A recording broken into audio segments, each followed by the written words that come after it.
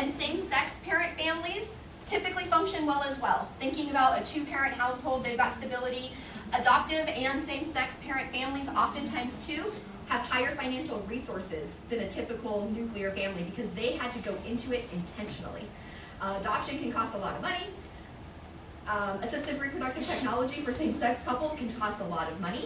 So there's a big difference of, like we said, oops, we're pregnant, I guess we're together, or I want to spend my whole life with you, we have this stable life, look at everything we've done, we want to add a child to the mix, right? Regardless of marriage, whether you're a same-sex couple or not. Thinking about that aspect of being stable and then adding to it makes a huge difference, which is usually what's happening in the ability to adopt, especially. So we see where they do pretty well. Step families, some of them function really well, sometimes they don't. There's a whole variability in there. What we see is that if kids are really little, it's easy to build that positive relationship with them as a step parent because they don't really know any different. And they'll get close to you and they can build that secure attachment, all of those types of things, right? Teenagers, it's gonna be really hard, especially like somebody who's like 16 and they're like, I'm out of this house in 2 years. What's the point of developing a relationship with you? I'm busy, I've got all these other things. We also see where teenagers have a bit more of that connection or that loyalty, right, to their biological parents. So they may feel like there's something offensive to their biological dad if they get close to their stepdad or those different types of things, right? So we see where they actually put up those walls on purpose and they're like, stay away from me, I hate you because I don't want you to be with my mom, or those different types of things. We do also see where sometimes step parents suck. Sometimes step parents have not ever had children before. Sometimes they are really conflictual. Like we said, those secondary relationships after a first marriage are more likely to end as well. So we do see sometimes conflict there, especially if you're coping and you're going through hard stuff. We don't usually make the best partner decisions or have the access to the high quality partners at that time in your life type of a thing, and people just kind of jump into stuff. This parental alliance can be hard to form too, especially if the step parent doesn't have kids. So there's a real balance to that of working together, but the biological parent should always be the one doing the disciplining, doing the emotion coaching, talking about the personal things. It takes about 2.5 years for a child above 2 to see you as a step parent as like a consistent person or parent of their family. In those first 2 years, you're just like a cool friend, aunt, uncle type of person. But for them to see you as a parent, you've got to be there consistently in that role for several years. So I see a lot of times where people just jump in and they're like, well, they should love me, and now I'm going to watch them, and I'm going to do everything with them. And it takes time for all of that to build up. And I see it with both men and women doing that, where they just bring their new partners in way too soon and expect for them to take on that parenting role. And we should not be doing that. The biological parent should be the one who's doing all of those major decisions. But then as time goes on, we can see where they may want to go to that step parent for some things, especially like we said, if it's same gender things and adolescent puberty types of questions.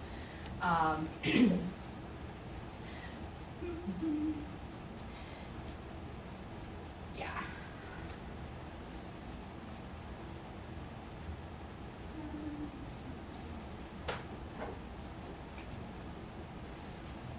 All right.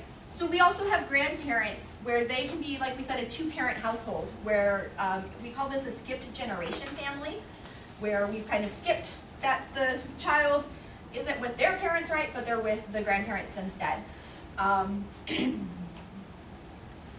Oftentimes what we see is that there are other things going on for this to be the reason, or for this to be happening.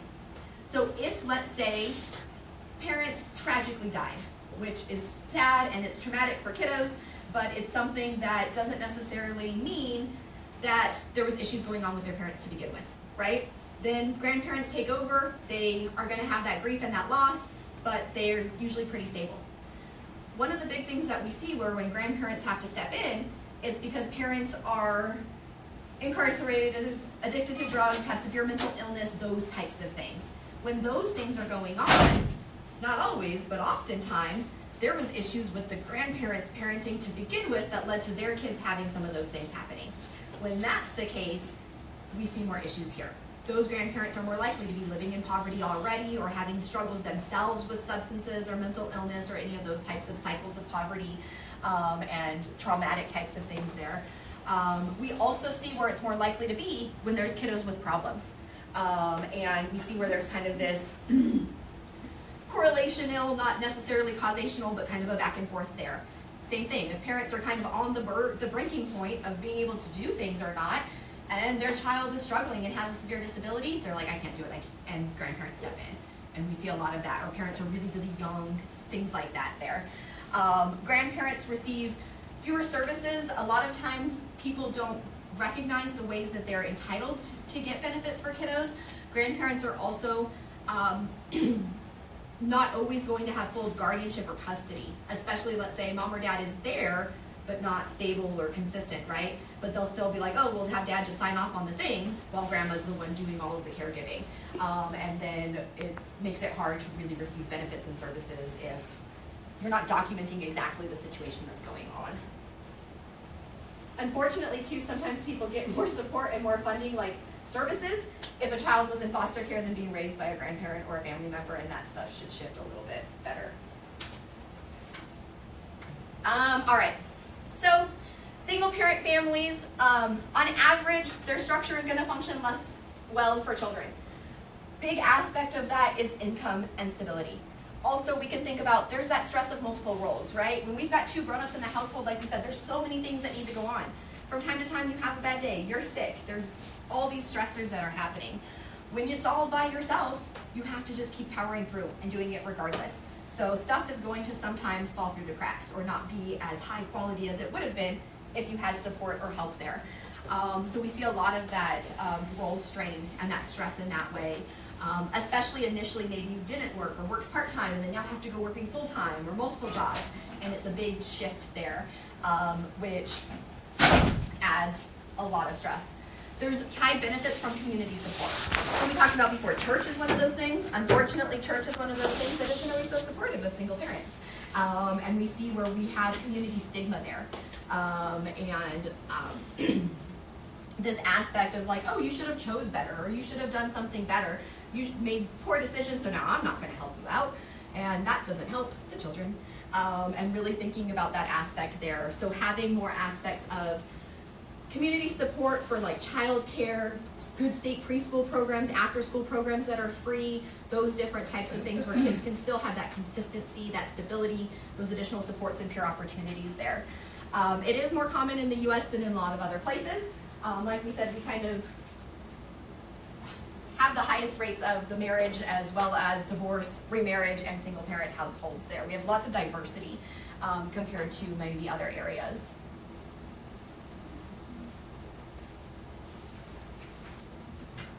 So 2 factors increase the likelihood of dysfunction in every structure, ethnic group, nation, when we're thinking about families here. Low income or poverty and high conflict, right? So that's what we were thinking about. That high conflict is shown to be a huge risk factor. So that is where sometimes it makes sense and it's a healthier decision when there is a lot of conflict for parents to be separate rather than to stay together. Because we know that that's going to shift everything as they're growing up. We can think about that high conflict as being a constant stressor there. Parents or kids are constantly stressed out and worried and scared for their parents day in, day out. They're going to have cortisol their whole life flooding their brain. They're not going to be able to be calm, to be stable. They're going to be worried about their parents rather than school. And that high conflict causes a lot of issues there. Being low income or poverty too makes a big difference. So we see like richer families are more likely to stay together than poorer families who maybe the financial benefits are more necessary for them to be together, but there's so many other stressors that go into that it makes it harder for those relationships to last and be consistent.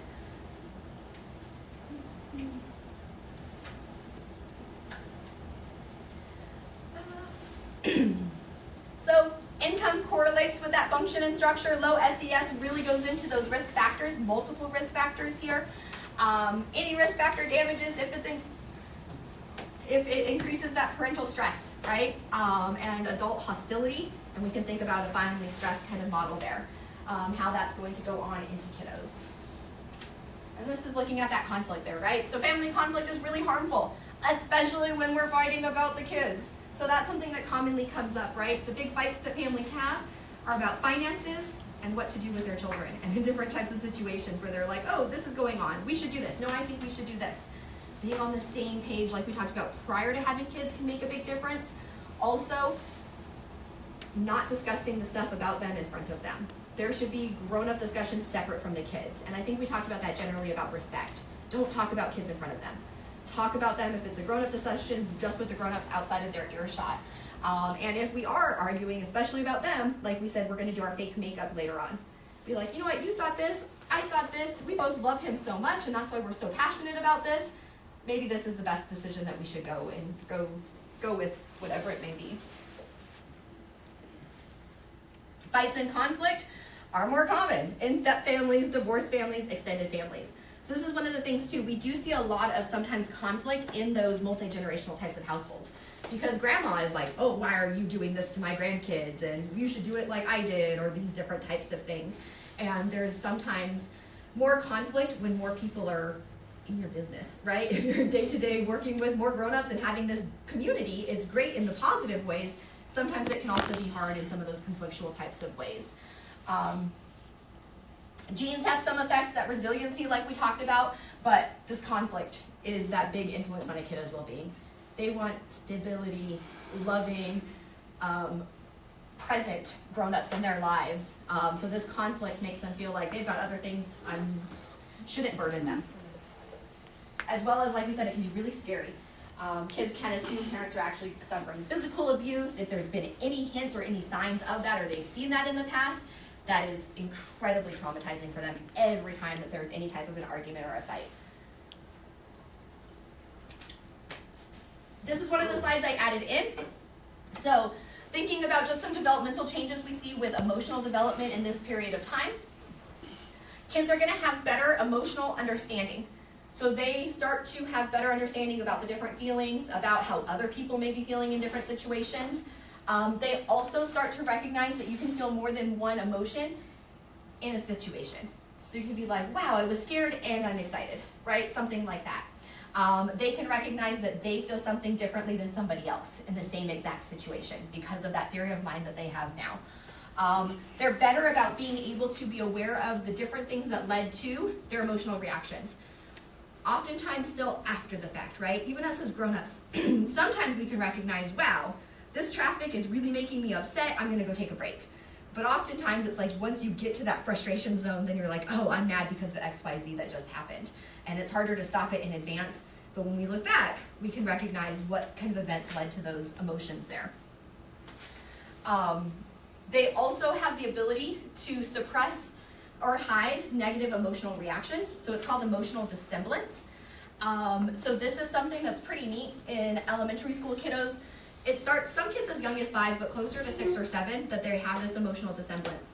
So an example is, let's say it's Christmas morning and grandma has these big boxes of presents for the kids, and we've got a 4-year-old and a 10-year-old, and they open up the presents and they're like, it's socks. Right? The 4-year-old may like have a meltdown.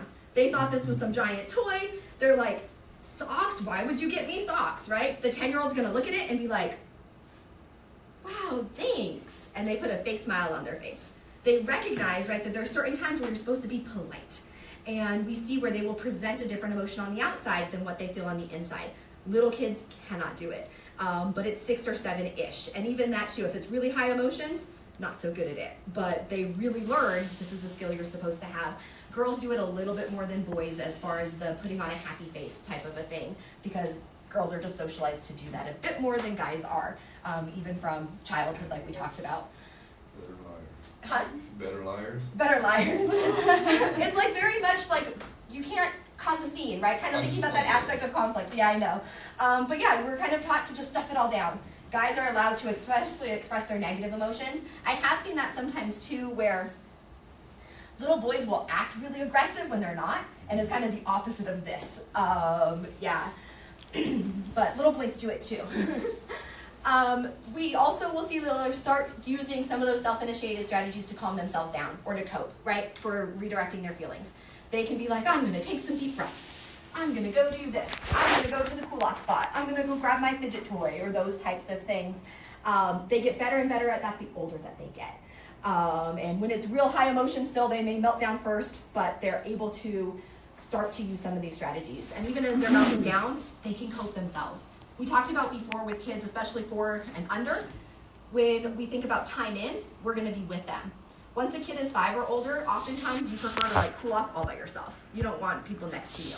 And we see kids in this period of time too, where they're like, I'm gonna go to my room and cool off for a minute. Then we can talk about this or calm down and re-regulate. A lot of time with that too, when kids do that in this period of time, or adolescents, they'll go to their room and they'll fall asleep.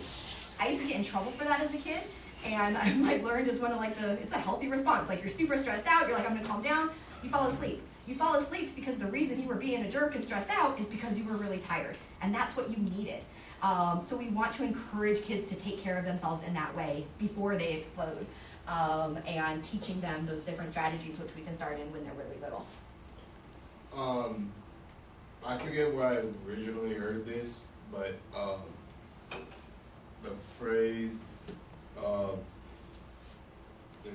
stricter the parents are, the sneakier the kids will grow up. So Yes. does this pretty much explain that? A little bit. Like it kind of goes into that aspect. A lot of that, some of that is fear. But yeah, a lot of that goes into kids just get good at hiding it then. Same thing with like if you're always like, stop crying. They're not going to be sad. They're just not going to show that to you anymore because they've been trained that it stresses people out or it makes them upset or any of those types of things. So yeah, they just get sneakier, even with their feelings. And that's what we don't want, right? We want them to still come to us with their feelings, but yeah, it definitely happens. And we see it then in teenagers, they get sneaky with all kinds of stuff too, because they figure out how to hide it. And we, you know, there's this aspect of being polite, but not forcing it all of the way. And some of that too, I think we maybe didn't touch on it in this class. There's some of that emotional dissemblance that we like force on kids that we shouldn't do. So we're like, go give grandma a hug. Go kiss your uncle goodbye. And they're like, no. And we're like, just do it, you have to. And those types of things too. It like, we discount stuff and then kids are more likely to not be in touch really with their own feelings and be able to stand up or cope appropriately because they're like, oh, you just have to do what people want. And we want to have that aspect of balance. And grown-ups need to be less offended by kids. Rather than like, they're so rude to me and like getting all offended. They're a kid. As a grown-up, we should understand rather than shaming them or those types of things. I had a friend in high school that his mom, he lived with his mom only. She had like 4 other kids. He was the oldest. His second oldest, his younger brother was 3 years younger than him, so he was like 14. His sister was 9, and he had another little sister that was 7. And since it was only his mom was like trying to like drill the typical male stereotype into him. So when his grandma died, like he told me about it, and like he sounded like he was kind of hurt by it, but at the same time he was like conditioned to automatically be like, oh, like guys, like they don't feel emotions, like it hurts, but he was trying to make it sound like, oh, it doesn't hurt. I'm like, dude, like if you need to cry, like go ahead. Like he's like, nah, like my mom raised me not to be like that. So it is. It's hard, and it's like that then challenges you your whole life to feel those emotions. One of the things that I ended up learning in therapy in college too is if you're hiding and suppressing your negative emotions, you're also suppressing and not experiencing your positive emotions in the same way either. It all gets stamped down and dampened. So if you want to have the highs and the fun and the positive of life, you have to experience the negative too, or else everything's just kind of like blah. And we do a lot of that. We do a lot of teaching boys, don't be sad. Like they can be aggressive but not sad. And it's really damaging because we're all sad sometimes. We all need to cry sometimes. And we're starting to see that message coming more and more for guys, but it's been a long time of not. My son one time, he's 20 now, he's about the same age as a lot of you guys. When he was going through high school, I was so surprised and I was super impressed. He was like in choir, and there was a choir concert that was going on. And one of the guys that had a solo, and it was Lean On Me too, I love that song. But he was doing a solo of Lean On Me, and his brother had graduated the year before or 2 years prior, and he didn't know he was there. It was like a Christmas choir concert, but the brother had come back in town. So halfway through the song, the brother just comes out on stage and is singing with him, and everybody started crying. Both the guys on stage started crying too, though, and hugging each other, and I was like, this is beautiful. No kids, nobody laughed, nobody anything, right? They're like, this is amazing. Like, it was just so cool to see. And I'm like, guys are finally getting there. We're like, this is okay to, have that aspect in front of everybody. But it was just uncontrollable emotion. But it was like one of the highlights of anything I've ever seen as far as a high school performance, because I'm like, that is beautiful to be that authentic and real with it, because there's so much of just don't, right? Yeah, and it's the beautiful fact to that see. Nobody reacted to it. Nobody It was high reacted. school. Everybody's just clapping. The whole audience is like crying. It was beautiful. Yeah, but yeah, there was no laughing, none of those things. Yeah. I asked my son later on, I'm like, were people saying stuff? He's like, no. Everybody was like, that's so cool. Like, I can't believe you showed up, and all of those types of things. Yeah, we rob boys of a lot of stuff the way we treat them right now, and it's not cool. I'm very passionate about changing the way we treat boys because I have boys, but also it impacts everybody. Like, thinking about all of the stuff, we want positive aspects of gender expression and no one to feel bad about who they are, natural feelings and emotions and all of those types of things. All right, so in middle childhood, as we go to school, we start now becoming a part of child culture. Before, our culture is our family. Preschool influences a little bit, but still for the most part, it's parents and family. Now, we have this aspect of, these are my friends. This is how we dress. This is how we act. These are the games we like to play. These are the random words we made up and we use, right? Those different types of things. We see a lot of aspects of appearance and fashion, some of those types of things. I missed the memo on I think it was TikTok, which is interesting dynamic to think about anyways with our elementary school students.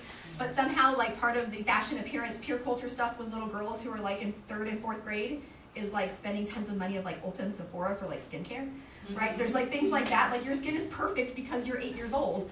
And yeah, it's interesting seeing some of those different things that change over time. But it's kind of this marking of we're different than the grown-ups. Some of it too, like that stuff, is we're trying to be like the grown-ups, but in their own way. And there's kind of unique aspects of that independence from grown-ups, of we're choosing this. Like we said too, if we start using the slang of the younger children, it's not cool anymore. It goes really quick where you're like, I'm a young college student, and then no, you're not anymore. And they're like, get mad when you're using those words too.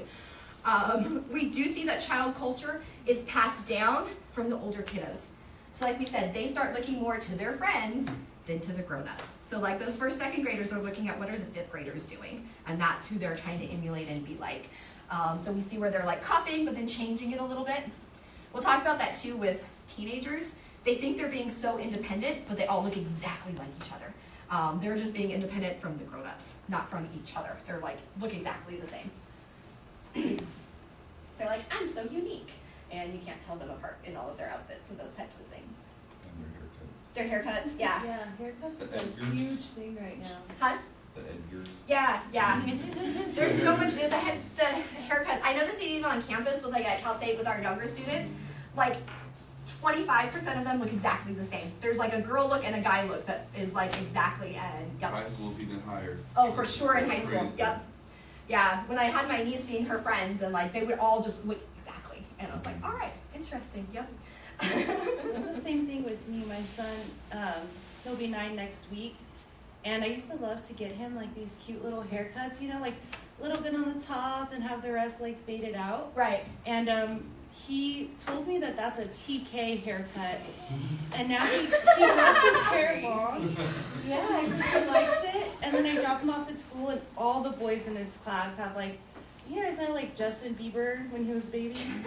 Like the little bit, yep. Yeah, like They're so kind of long. going emo. Kind of emo, yep. Thanks. Yes, yeah, the little emo thing, I have been seeing that with little boys. My son has his hair's like down to here now. He's been growing it for a long time.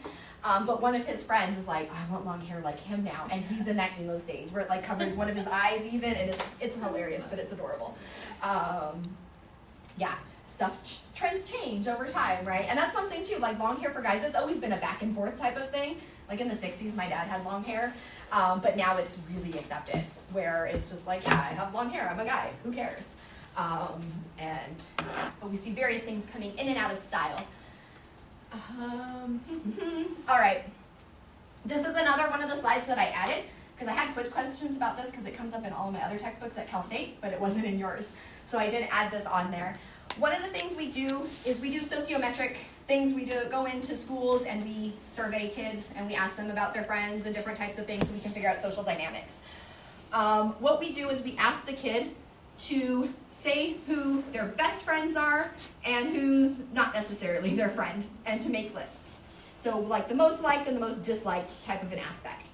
What we see is that popular kids are going to be nominated by everybody as I like them, I would like them to be my best friend. They're rarely on the dislike list. Everybody kind of has positive aspects of them. And in elementary school, this usually means that they're nice and they're kind-hearted and they're doing well in school. They're helpful to the teacher. They have warm, supportive parents, maybe who volunteer in the classroom and come on field trips too. That makes you popular in elementary school. By middle school, you don't want your parents involved, but in elementary school, it does make you more popular. Average kiddos, they receive kind of average of positive and negative as far as those reviews. They're kind of within there. Neglected kiddos are very infrequently nominated as a best friend, but they're not disliked either. They're just kind of left off the list, if that makes sense. We also see those are those kids, like we said, that just kind of fall through the cracks. They're not really noticed. Rejected kiddos are actively disliked. They're like on everybody's I don't like them list, and maybe 1 or 2 people said that they would like them or they're their best friend. Controversial kiddos, they're high on both of those lists. Some people really like them, some people can't stand them, right? And I think we all know there's controversial people sometimes in your life where people are like, oh, I love that person, and you're like, what? And it's just you either click with that person or not. So we see these statuses, and we see kind of consistent characteristics from kids with these different statuses when we go in and do this research in elementary schools there.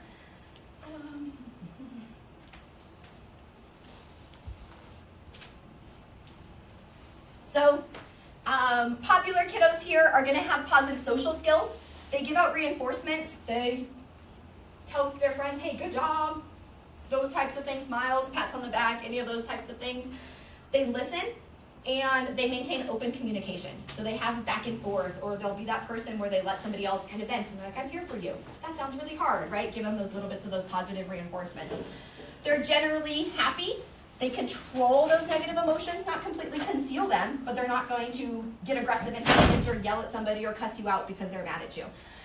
They do show enthusiasm and then that concern for others, right? So this balance of like, yes, you're doing such a good job, or oh my gosh, I'm worried about you. Where have you been? They just have those stronger social skills there. Rejected kiddos oftentimes have serious issues with their adjustment. So we see where they're oftentimes very aggressive. They're impulsive and disruptive in the classroom. So like we said, that's one of those things where how well you behave in the classroom in elementary school does go into whether people think you're a likable person or not. Those kids who are constantly getting in trouble by the teacher, especially constantly like publicly getting in trouble, everybody's like, oh, stay away from them. And sometimes parents even tell kids that, right? Oh, stay away from that kid. We don't want to be like them. And we just completely reject them. Rejected kiddos, neglected kiddos, both of them, they need aspects of support, of being like, hey, I see you, and that's okay.